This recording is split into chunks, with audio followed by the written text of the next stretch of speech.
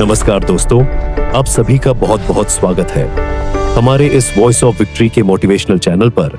आज के इस वीडियो में हम जो कहानी सुनाने जा रहे हैं वह है मुंशी प्रेमचंद की लिखी हुई अमर कहानी ईदगाह। तो चलिए वीडियो को शुरू करते हैं।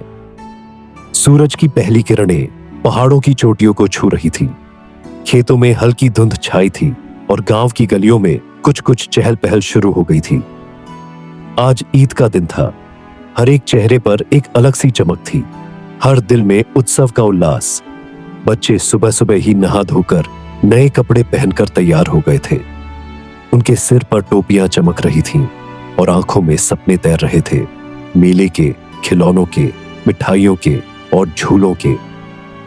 इन्हीं बच्चों के बीच था हामिद, 4-5 साल का एक दुबला पतला बच्चा, सिर पर पुरानी सी टोपी, बदन पर थोड़े से पुराने कपड़े और नंगे पैर।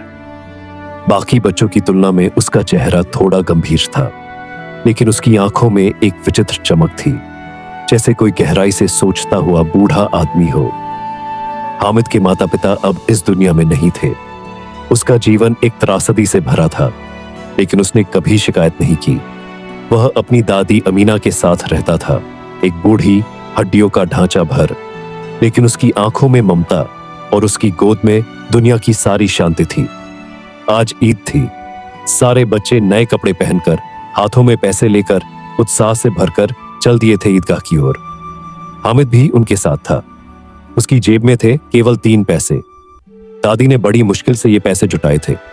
उसने गेहूं पीसने का काम किया था, दूसरों के लिए रोटियां सेकी थीं और कभी खुद भूखी रहकर हामिद को दूध पिलाया था। वह चाहती थी कि उसका पोता भी ईद पर खुश हो। बेटा, दादी ने कहा था सुबह, ज्यादा देर मत लगाना, दोपहर को धूप बहुत तेज हो जाएगी। हामिद ने मुस्कुराकर कहा, दादी मैं जल्दी आ जाऊंगा और तुम्हारे लिए भी कुछ लाऊंगा। दादी हंस पड़ी, लेकिन उसकी आंखें नम थीं। वह जानती थी कि उसके पास कुछ नहीं है और हामिद के पास भी कुछ नहीं। संगीत धीमा और भावुक। रास्ते में बच्चे बातें कर रहे थे। कोई बता रहा था कि वह लकड़ी की तलवार खरीदेगा, कोई कहता मैं सीटी लूंगा, कोई बोला मैं मिट्टी का सिपाही लूंगा, तो कोई बोला मैं मिठाई खाऊंगा, जलेबी, बर्फी, बालूशाही। हामिद सब सुनता जा रहा था, चुपचाप। उसके पास भी ख्वाहिशें थीं, लेकिन जिम्मेदारियां उनसे बड़ी थीं। ईदगाह पहुंचे सब। हजारों लोगों की भीड़, इबादत का दृश्य, सफेद कपड़ों की कतारें, अल्लाह के नाम की गूंज, अल्लाहु अकबर, और झुके हुए सिर। एक अद्भुत वातावरण था। हामिद भी सजदे में झुका, दिल से दुआ की, या अल्लाह मेरी दादी को कभी तकलीफ मत देना। पृष्ठभूमि संगीत, रूहानी स्वर। नमाज खत्म हुई। बच्चे दौड़े मेले की ओर। हामिद भी उनके साथ चला। मेले में रंग बिरंगे झूले, मिठाइयों की दुकानें, खिलौनों के ढेर, चारों ओर हंसी, खुशियां, रौनक। सब बच्चे अपनी अपनी पसंद की चीजें खरीदने लगे। कोई मिठाई खा रहा था, कोई मिट्टी का हाथी खरीद रहा था, कोई तांबे की तलवार लेकर वीर योद्धा बना घूम रहा था। हामिद ने एक एक दुकान देखी। किसी ने उसे मिठाई ऑफर की, खा ले हामिद। नहीं भाई, मैं बाद में खाऊंगा, किसी ने कहा। यह देख कितना सुंदर सिपाही है, हामिद मुस्कुराकर बोला। अच्छा है, लेकिन वह कुछ खरीद नहीं रहा था। उसकी जेब में केवल 3 पैसे थे।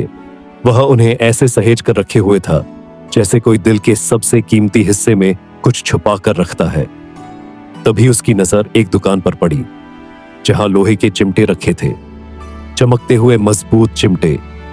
दुकानदार चिमटे को पकड़कर दिखा रहा था, देखो यह कितना अच्छा है, गरम तवा भी इससे उठाया जा सकता है, रोटी भी आसानी से सेकी जाती है। हामिद वहीं रुक गया। उसकी आंखों के सामने दादी का चेहरा आ गया। जब वह रोटी सेकती है तब तवे पर हाथ रख देती है और हाय अल्लाह कहकर पीछे हट जाती है। उसकी उंगलियां जल जाती है, लेकिन फिर भी वह रोज वही करती है। हामिद ने बिना एक पल गंवाए 3 पैसे दुकानदार को दिए और चिमटा खरीद लिया। जब वह अपने दोस्तों के पास गया और उन्हें चिमटा दिखाया तो सब हंसने लगे। अरे पागल हो गया है क्या, मेले में चिमटा लाया है, क्या इससे तू झूला झूलेगा, क्या तू इससे मिठाई खाएगा? हामिद चुप रहा। उसे दोस्तों की हंसी चुप भी नहीं, क्योंकि उसके दिल को एक सुकून था। घर लौटते समय वह चिमटे को ऐसे पकड़कर चल रहा था जैसे कोई सैनिक अपनी तलवार लिए गर्व से चलता है। गांव के रास्ते में धूल उड़ रही थी, धूप तेज थी, लेकिन हामिद के चेहरे पर मुस्कान थी। घर पहुंचते ही दादी दरवाजे पर खड़ी मिली। उसने जैसे ही हामिद को देखा, दौड़कर उसे गले लगा लिया। क्या लाया मेरे बच्चे? उसकी आवाज में प्यार था और आंखों में इंतजार। हामिद ने चुपचाप चिमटा उसकी गोद में रख दिया। अमीना चौंक गई। ये क्या है बेटा? दादी, हामिद बोला, रोटियां सेकते वक्त तुम्हारी उंगलियां चलती है ना, अब ये चिमटा ले आया हूं, इससे तुम तवा पकड़ना, तुम्हें जलन नहीं होगी।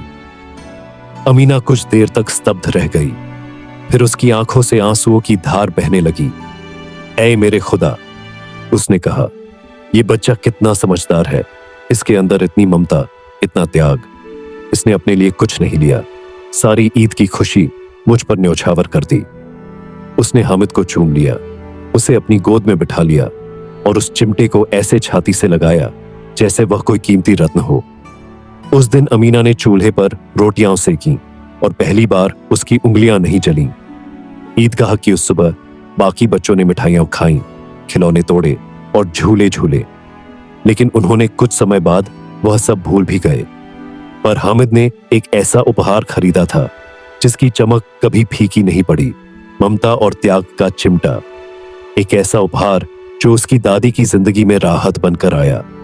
आज भी जब गांव में कोई बच्चा चिमटे की बात करता है तो अमीना की आंखों में एक चमक आ जाती है और वह कहती है, ये कोई साधारण चिमटा नहीं है, ये मेरे हामिद का प्यार है। अगर आपको यह कहानी पसंद आई हो तो वीडियो को लाइक करें और चैनल को सब्सक्राइब करना ना भूले। ऐसे ही और रोचक कहानी के लिए धन्यवाद।